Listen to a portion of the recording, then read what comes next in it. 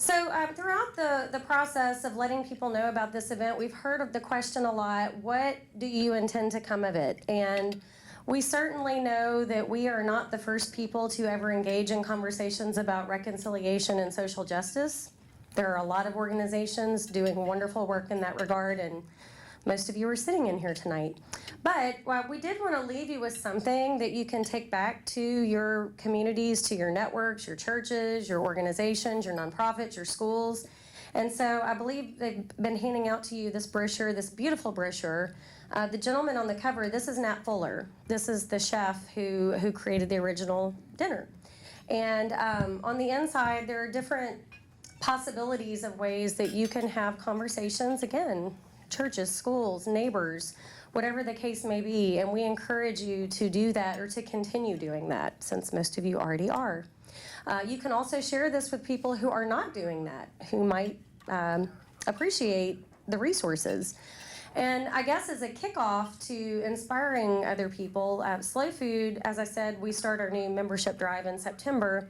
So we're always looking for new programs, new ways to engage new audiences and bring new members into the fold.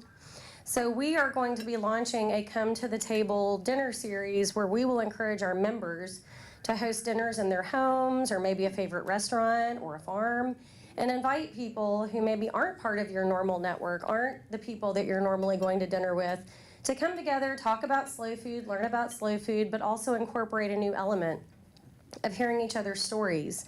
I think you can learn a lot about people when you talk about stories related to food, why you love food, and usually that leads to stories about your grandparents and wonderful times that families spent together in the summer shelling peas or shucking corn or whatever the case may be. That's how we see in Slow Food people being brought together in our community in very positive ways to make positive change.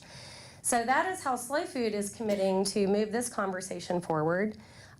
There will be a letter that you all will receive sometime over the coming weeks that gives you some ways that you can stay in touch with the Reconciliation Shreveport group so that we can know your feedback or ideas you may have for continuing conversations. So be on the lookout for that. But we are also happy to hear who might be interested in hosting the next reconciliation dinner. We would love to hand it off. We'll give you all of our notes. We'll help you gather resources. So the invitation is out there. This is not something we plan to own. So it's to all of you. So I just want to say again, thank you so much for being here tonight, and thank you for all that you do. I didn't actually know everybody that was invited to this dinner tonight, but I've so enjoyed learning about what you're doing.